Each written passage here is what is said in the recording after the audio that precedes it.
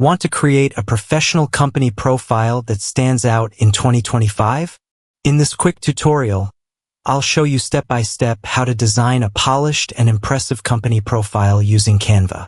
Whether you're a startup, freelancer, or established business, this guide will help you present your brand in the best light possible, fast and easy. First is open your Canva account. After opening in the search bar, just search the professional company profile. Now you can see all profile, try to find the best for your company.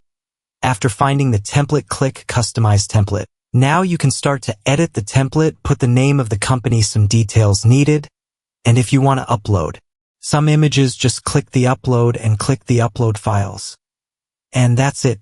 You've just learned how to create a professional company profile in Canva for 2025. Now you can showcase your brand with confidence and make a lasting impression.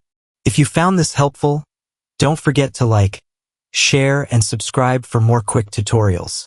Thanks for watching, and see you in the next video.